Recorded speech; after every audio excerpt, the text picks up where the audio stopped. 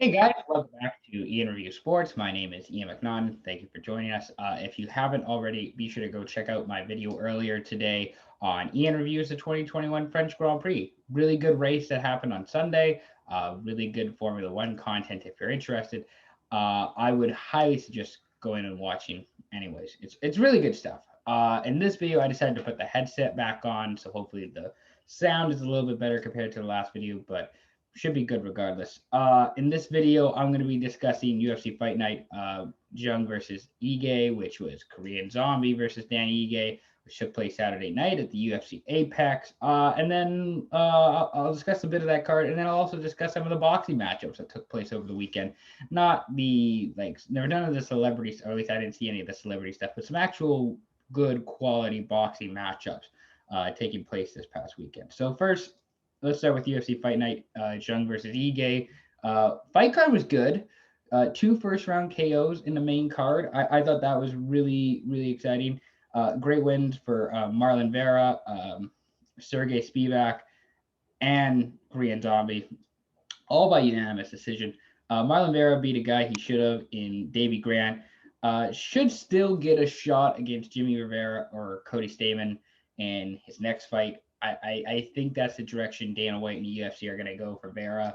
Chito Vera, he's got some fans. He's a popular guy.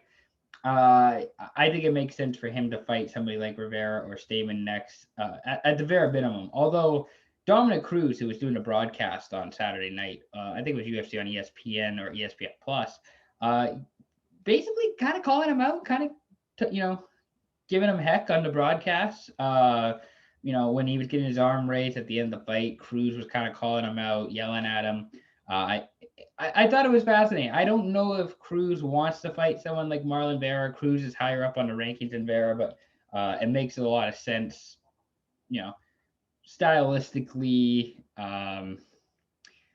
storyline wise, like in terms of kind of rivals or just guys who don't like each other, makes a lot of sense. But congratulations to Marlon Vera for getting the dub on Saturday night by unanimous decision. Also getting the dub by unanimous decision, Sergey Spivak, unranked coming into his fight with Alexei Olenek. It was a really interesting fight. Two Europeans, two guys who aren't afraid to wrestle, who aren't afraid to fight on the ground, going head to head on Saturday. Spivak controlled most of the fight. He wasn't afraid to grapple and wrestle with Olenek, which was nice because that's where Olenek gets a lot of his submissions, gets a lot of his wins, is by putting guys into Ezekiel chokes or just abusing them on the ground and wearing them down. Spivak has some nice elbows, I thought, near the end of the fight, which helped secure his victory. He cut Olenek open a couple times. Nice fight all around by Sergey Spivak. Alexei Olenek, fascinating guy. So he's now lost three straight fights. He's 43 years old, and it's really tough to promote yourself as a submission artist like he does at that age in the heavyweight division. Like the heavyweight division is not really the submission artist division. 43 years old is a tough age to still promote yourself as the submission artist. Again, he's lost three straight fights. He is in his early 40s. I don't know what the future has in store for him. I don't think that Dana White or the UFC would release him.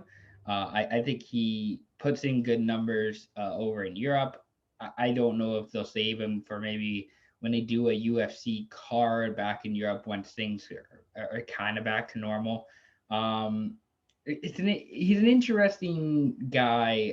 It's a fascinating career. He's fought in five different decades: the '90s, the 2000s, the 2010, the 90s, 2000s, 2010s, 2020. So 4 decades. Excuse me, not 5 decades.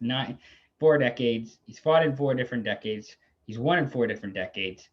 He's a fascinating guy, an interesting character. I would like to see the UFC maybe give him another chance, but I'm not sure what direction they go in. I'm not sure who could go up against him next. That's a great question. I'm not the guy to answer it. Spivak's next opponent, I like Blagoy Ivanov or Walt Harris. Maybe save like a Spivak Ivanov fight for a European card if they go back to Europe next year, or before the end of the year, excuse me. Ivanov has not fought since May 2020. He was supposed to fight. I think he was supposed to fight Walt Harris recently, and injuries have forced Ivanov to basically sit out for a bit. I like to see Ivanov fight somebody like Spivak. I think it makes sense. Maybe Walt Harris makes sense as well. I don't. I think there's a lot of ways you could go with Spivak in, kind of the lower down heavyweight guys. There's a lot. The heavyweight division, I think for myself personally, it's an underrated division. There's a lot of talented guys there, especially 1 through 15.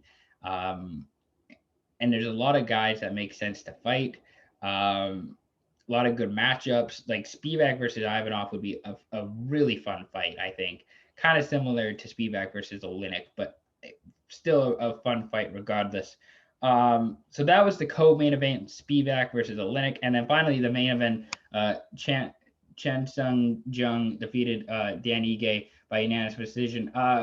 Korean Zombie was ready for everything that Ige threw at him. Ige was not ready for the wrestling, which Korean Zombie just excelled at. He just basically took him to the ground whenever he got the opportunity and just beat him up on the ground because Ige wasn't ready for that. Also, I thought Korean Zombie had some really strong timing. Like he was, especially with combos and reverses, he had the timing down pat. He knew when to time his shots and when to split the guard on Ige, which that could be that's the difference between a good fighter and a great fighter, is having that timing down pat, where sure you can split the guard or sure you can time it right, but when you do it on a consistent basis like Korean Zombie did, it just makes your life that much easier. Ige didn't seem to have the speed, I thought, to match Korean Zombie, whether that was standing up or on the ground. I didn't think Ige had the same speed. He certainly didn't have the same timing. Again, that's the difference between a good fighter and a great fighter. I think Ige is a good fighter. Korean Zombie is a great fighter. And the timing, the speed, that was what was missing from Ige in this fight. Just not quite on the same level as Korean Zombie. For Korean Zombie, his victory puts him in a tough spot as the top 4 fighters in featherweight have scheduled fights. So we have Alexander Volkanovski fighting Brian Ortega, UFC 266, I believe it is, 267, maybe 260. They're fighting in September. Those guys are fighting in September. They're doing the Ultimate Fighter against one another. So then that'll all culminate in a UFC pay-per-view in late September. And then Max Holloway and Yair Rodriguez was supposed to fight on July 17th. That fight has been postponed. I believe it's due to a Holloway injury, although I have not seen any confirmation otherwise. However, that fight should be rescheduled. I would think at some point they might just push that down a few weeks, possibly a month, as those guys kind of get back into shape, get healthy, especially on Holloway, who we believe is the one who had the pull out of the fight.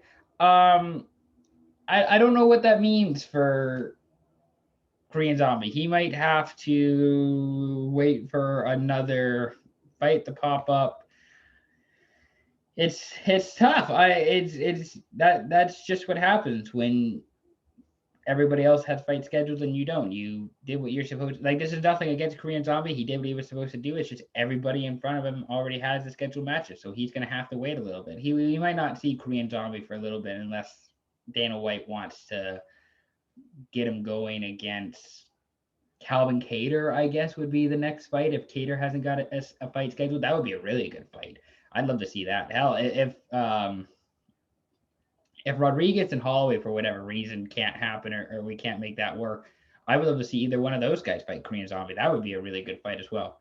For Ige, he's probably, I think he makes a lot of sense to fight Sodiq Yosef in each fighter's next bout. I think that makes a lot of sense for both of those guys. Just, Yusuf is a Dana White Tuesday Night Contender Series winner. He's got a bit of love with Dana White. He's going to get a few more chances than maybe some other guys will. And coming off a loss, why not throw him in the fire against Dan Ige? Could be an interesting fight. So that's the UFC Fight Night Jung versus Ige card on Saturday.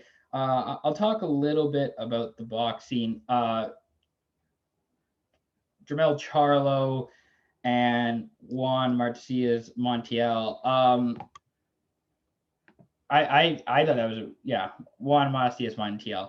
I thought that was a fun, a great matchup on Saturday night. That was on the Showtime Championship Boxing, taking place in Houston, Texas, which is Charlo's hometown. Charlo Montiel was a fun, clean fight. Both fighters landing clean shots. Charlo won via unanimous decision over 12 rounds.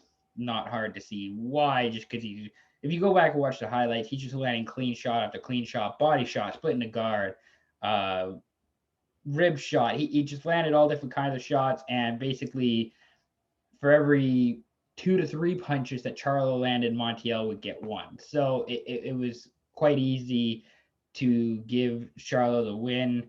I would say Montiel might have won the last round. Maybe that's the only argument you have, but a really good win for Jamel Charlo. It was not like this was a really good boxing fight in the terms of there wasn't a lot of hugging, not a lot of ref interference, which I thought just let the fighters go out and fight, which is what you want to see. Really good stuff.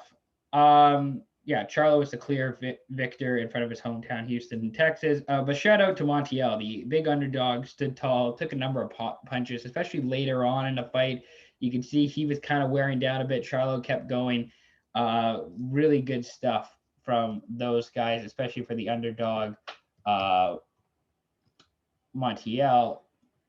The other fight I want to give credit to is Michaela Mayer from LA, California. Unbeaten still. I think she's 15-0 with her unanimous decision win over Erica Ferris in the WBO super featherweight title defense. Really good stuff from her. She lasted pretty much from start. She was in control from start to end. She was in control. Did not let Farias get in control. So good stuff from Michaela Meyer. Really good night of boxing that was all culminated by Naoya Inouye's knockout of Michael Dasmariñas. He had 3 knockdowns in 3 rounds. That was on the top ranked boxing on ESPN Saturday night for the WBA, IBF, bantamweight world titles. Inoue just liver shot. He was just he was out of control. Just great shots, clean punches, great fight. Couldn't recommend it enough. Just all around a really good weekend for some boxing, and hopefully we'll see more good fights pop up, quality fights pop up through the summer and maybe into the fall. I know we will see Deontay Wilder and Tyson Fury fight for a third time in July. That's gonna be really good.